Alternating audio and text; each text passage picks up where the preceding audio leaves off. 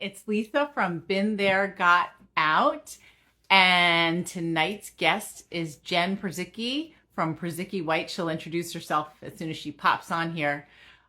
We met recently, well, a couple months ago through someone else that we know. And we haven't met live, but we might actually, let me see if she's here.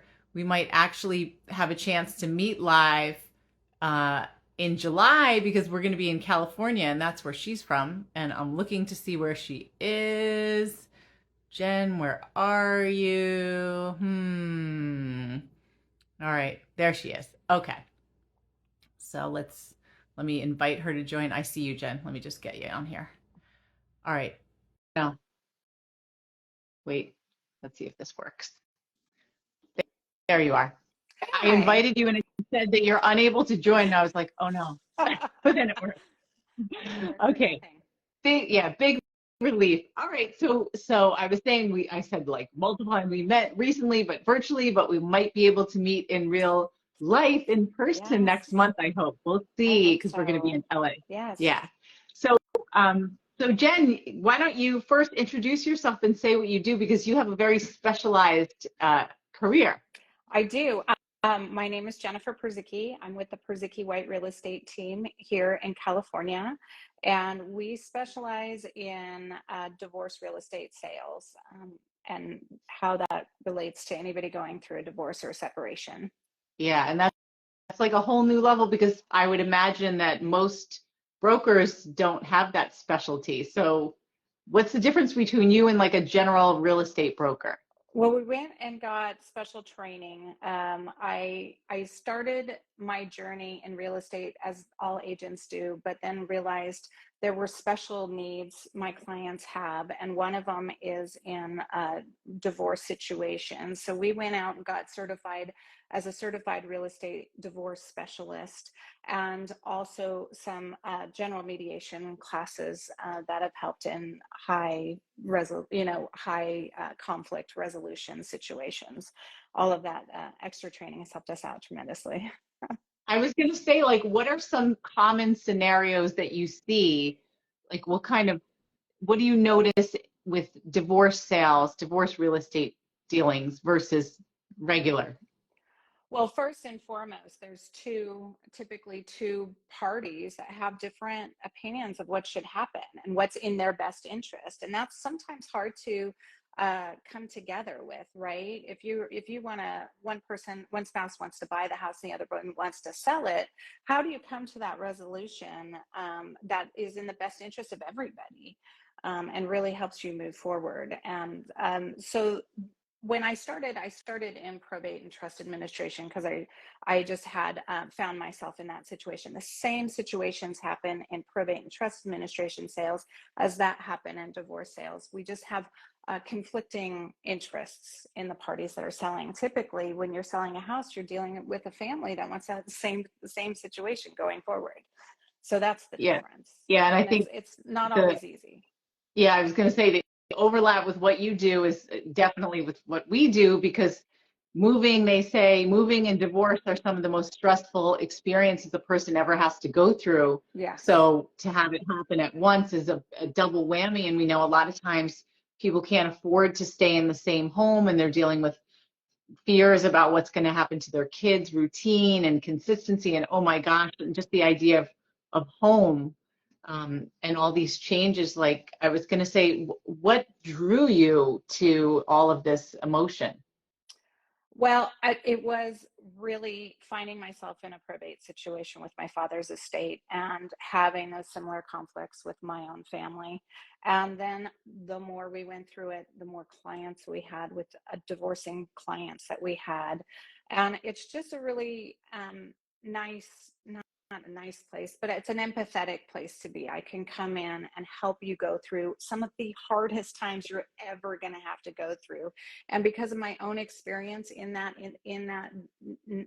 space myself going through it, I think we come to it with a different mindset and a little bit easier hand holding and talking people into like there is an end to this. There is There's a future for you after this. And it is so, it's so overwhelming. It can really take the wind out of you and knock your legs out from underneath you.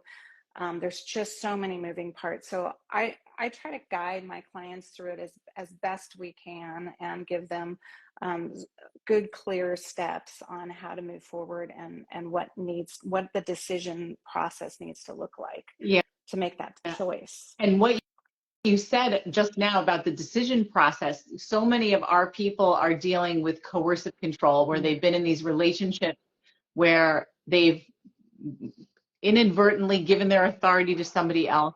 And often coming out of these situations is we are unable to make decisions. A lot of people literally cannot decide what they want to order off a menu because they've forgotten who they are, they've forgotten what they want. And this makes me think actually of something, not with a whole real estate thing, but with a contractor. In my own life, years ago when I was still married, our whole kitchen, like every appliance broke, and it was finally time, like we have to do something. And so I ended up getting this female contractor in who had a background in art, which is of course my thing. And she's like, okay, so Lisa, what do you want? And I said, I just want functioning appliances. Like, I don't care. And she said, no, this is an opportunity for you. You know, this is something, like, think about something that you think is beautiful and let's start there. And I couldn't do it. Right. It's not that I thought nothing was beautiful, but I felt like for so long my opinions and desires just didn't even matter. And I kind of shut that part of myself off. Yeah, I can see that. I see that with many of my clients. So we try to give them as much information as possible and then kind of walk them through it and hold their hands and say, do you understand this? Do you understand this? Because when you've been out of the decision making for so long, as many of my clients are, it is hard to know and trust yourself and trust your instincts again, right? Yeah, and you know, this makes me think of a recent conversation we just had. I can't even remember with who, but it was about how oh, I know. Okay. So it was about the importance of getting involved. It was with Rhonda Nordic last week. The importance of having professionals involved who are trauma informed and understand what their clients are actually dealing with. And I love how you said I mean, it's horrible that you had to go through it, but you're like a been there, got out kind of person too. Yes. Like you've experienced it. So you can do your job with such tremendous empathy versus someone who doesn't get it. And I know with our people, sometimes things need to be repeated multiple times, and professionals can get very frustrated because like, I told you this 3 times, like, why don't you get it? And that makes things worse because our clients Right. already feel like, I don't know why, like I already feel horrible and I'm an idiot. So to have somebody who's helping hold their hand through it, explaining things, making sure they get it is such a relief, you know, in the mix of all this other chaos.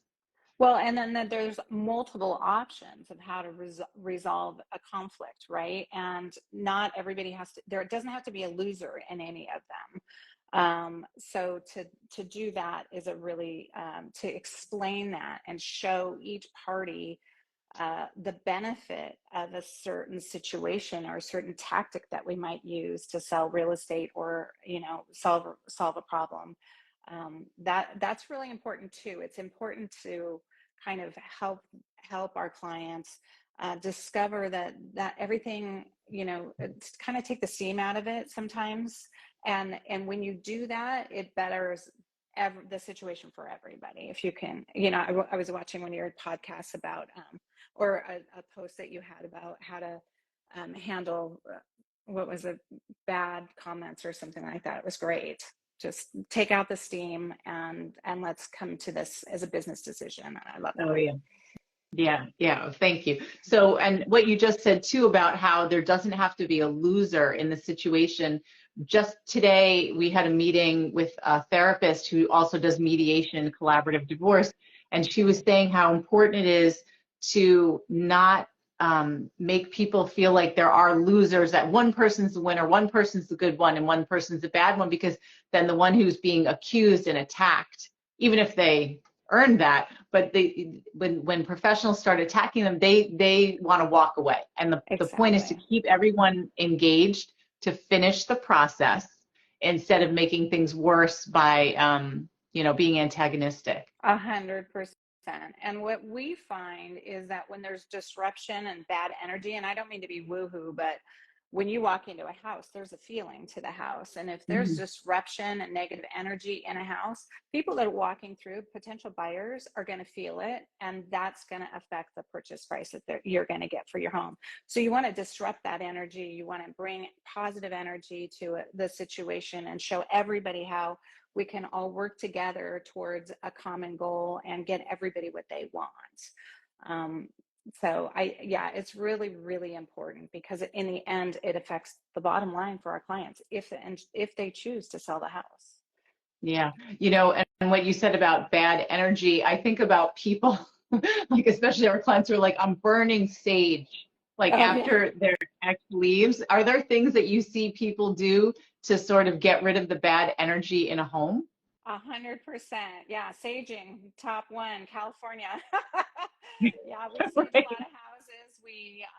St. Christopher's have been buried before. We have shaman that come in. We have all kinds of Really? professionals that come in. But more importantly, and more often than not, a stager would make a huge difference, for our clients. Really? We do staging is a huge issue, but also when your life isn't in order, your house typically isn't in order as well. So a lot of these situations that we go into, these divorce situations, the home has a lot of deferred maintenance, mostly because you can't agree to do, to get done what needs to get done, right? You just struggled with this. And so what we come into to get the house ready, we bring in our own contractors and we do what we call free model. And we remodel the home, take care of any deferred maintenance, make the house look exceptional as best we can, sage it, do whatever, stage it at the end, and put it on the market so you get the most money for your house possible, because without it buyers can feel it, and we want to do everything in our power to disrupt that negative energy and put the house in the best light when and if we choose to sell it. You Not know, always the case. We don't always sell the houses. It's not always I, in the client's best interest. it's again like you keep making comments on like, ooh, that makes me think of this, ooh, that makes me think of that. Like deferred maintenance, I mean, that just fits my own situation for years. And I never thought about it, but we hear from a lot of clients how their exes refuse to fix things that are broken. Yeah. It's symbolic. It's Uh-huh. like the house is a mess, things. That's why I said all of our appliances had broken. And it was like, come on, like after each one, I'd be like, we need to do something. Nah, we can wait. No, we can wait for that. And it was like, we don't have money. Of course, they have money for their stuff, but not for our stuff to Of fix course. Of course. Of the course. yard. Um, Yes. but so when you have people come in and make it, it sounds like a makeover. Do you ever have people hire you and say, my ex is out, can you just fix my house and do everything but not sell it? Well, we have resources for that. I tend to like to Okay. sell because that's 'Cause my that sounds business. great. Like what a great divorce present. Yes, Like, but we want to make sure, yes, we bring in those people. We can introduce our clients to those people if they choose to do that. So yeah, sometimes that's in the best interest of our clients. Our clients negotiate a great settlement with their spouse, and part of that settlement is remodeling or fixing the deferred maintenance of the house before you finalize your divorce. Possibly your house needs a termite inspection and some repair work. We can help you get that done. But we want to make sure that in the end, if you decide to keep the house, that you can afford it, because that's a huge issue for our clients. And about 68% of all people who keep the house sell within 18 months, I was like okay? 18 years. 18 months, because they haven't done the calculations of how expensive it is to keep a house on your own. So Mm, yeah. that's really important. So if you choose to do that. Yeah. Okay. So, what tips do you think you can provide people with, like, if they're they know that they're separating or getting a divorce and they're trying to figure out what to do? What are things that you absolutely need to know? Because we always find out later, oh, I wish I knew that before this happened. Well, first of all, get your paperwork in order. Know what you owe on the property, know what your equity position is on the property. Um, find out if there's any safety issues in your house, mold, water intrusion, massive termite damage, which we have in California a lot. Something big, an electrical issue. Those things need to be taken care of before you put your house on the market. Mostly because for the majority of the sellers or buyers that we have on the market, they are going to get a loan, and loans require most safety issues to be taken care of if they're identified. Okay, wait, before you go on Yeah. with the equity, how would somebody find out how much equity they have in the house? Call your lender. Call your lender, and really on your statement, your monthly statement, you should have a balance sheet of where you are, where your standing is in equity. But also then don't forget your tax basis. If you're having the lender keep your tax payments, make sure you have that calculation. And then if you have an association, you also need the cost of that. Because that's the cost of and don't forget your insurance. Forgot your insurance, because that's the cost of keeping a house, right? Monthly payments and those kinds of things. Then so calculating all this stuff, is that what you're saying with the insurance? Okay. Yeah, Equity, costs, safety, insurance. You're going to need that. If you're going to keep the house, you need those things in place, and you need them to be paid. You need to make sure you can afford them. And then go through, you might want to call home inspection company and have them do a home inspection on the property to see if there's any safety issues that you're not aware of. A lot of times we kind of are blind to our own properties. We just like, oh yeah, it's no big deal. That's just the way you live around problems, right, in your house. So make sure you get a home inspection. If you're considering selling, consider if there's something huge like a big termite bill that you need to negotiate through a settlement, a divorce settlement. What you said regarding safety makes me think of a conversation we had with someone quite a while ago about the importance of getting a safety inspection, even if you don't sell it, but say there's a buyout. If you don't get a safety inspection and then you make a settlement and then you realize there's all of this hidden problems that have to get taken care of, then you're responsible for that. 100%. And do you want to be responsible for that? You need to know that going into the settlement discussion.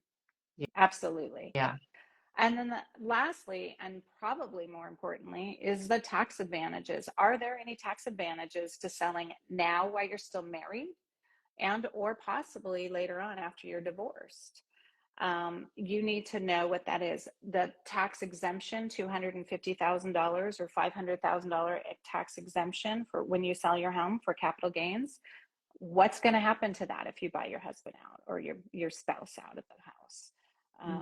And then what if you have to sell in 18 months? Your exemption just dropped $250,000. How is it structured in the divorce settlement? Your payoff to your spouse, is that part of directly a payout for the house so that you can use it to offset capital gains later on? You need to make sure you're structuring that with your attorney really well. Yeah, so it's like you need several professionals involved with this process before you come to any final settlement, because you want to make sure you've covered all your bases. Yes.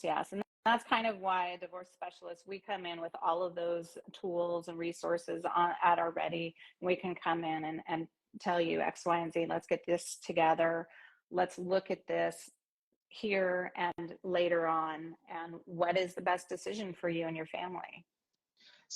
So when you said before with the staging and then the people who come and cleanse the house, you have people that if somebody is, let's say I'm in the middle of a divorce and I'm at the very beginning and I know you through a friend and I call you, but I'm like, Jen, I don't know where to start. Do you have people that you're like, I can recommend this person to do this, and like all kinds of professionals, not just the stuff with the real estate? Like, do you work with attorneys or who else? Yes.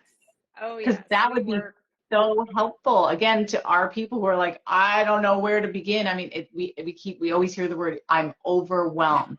I don't know where to start. So 100%. It's so great to meet people who have those networking connections where they're like, I know this person, I trust this person, use them.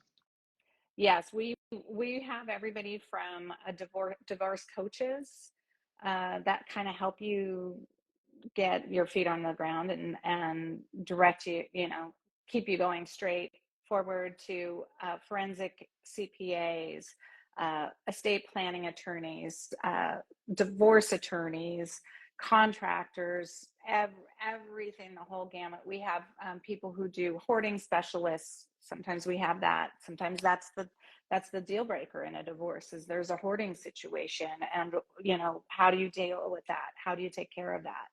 So That we is have actually everything. pretty common in our arena, because a lot of our clients are dealing with exes who have addictions, and hoarding is right up there.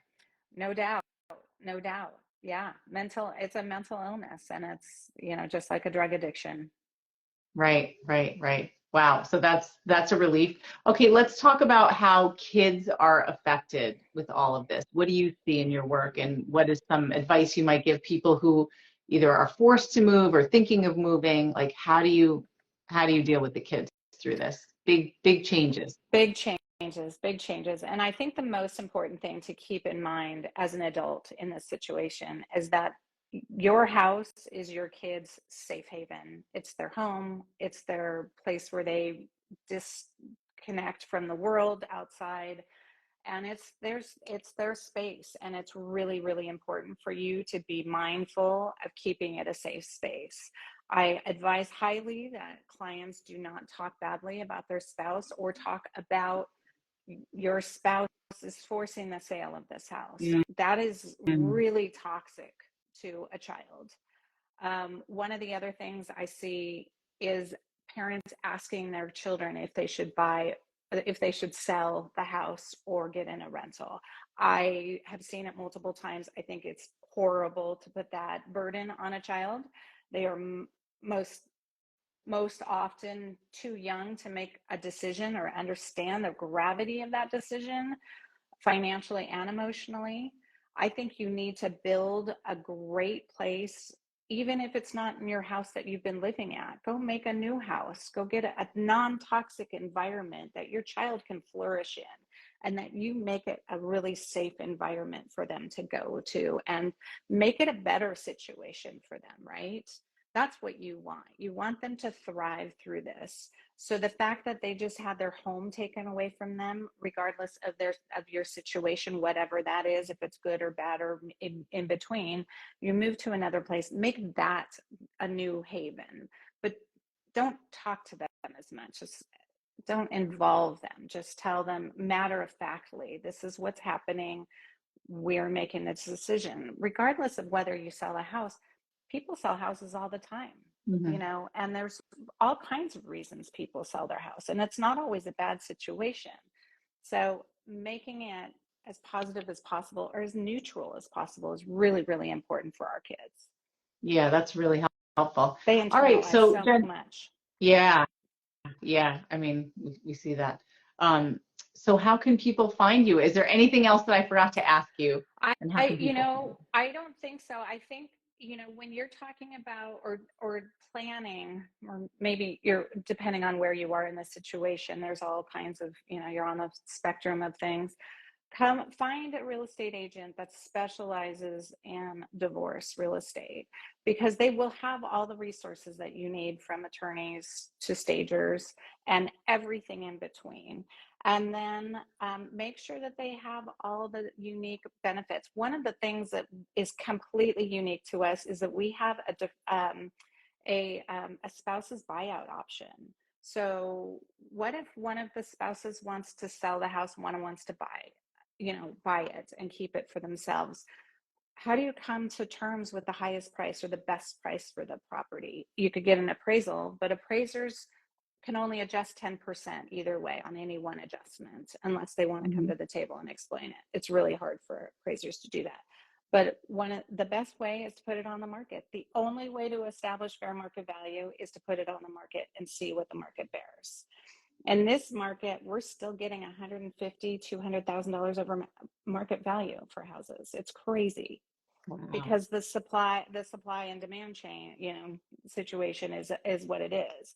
So make sure your real estate agent has that option for you, and make sure that they can take care of any deferred maintenance. if that's a problem, and or possibly get a bridge loan so that you can move into the next house before you sell this one, and how that all works together. There's all kinds of options. So if your clients need to reach out to me or find somebody anywhere in the state, I network with all kinds of people in this arena nationwide. Our website is purzyckiwhite.com. You're going to have to put that in the comments because the spelling is Yeah. is a terrible thing. Well, I'm going to put your tag, so they'll be, I mean, your handle, so they'll be able to just click and find you.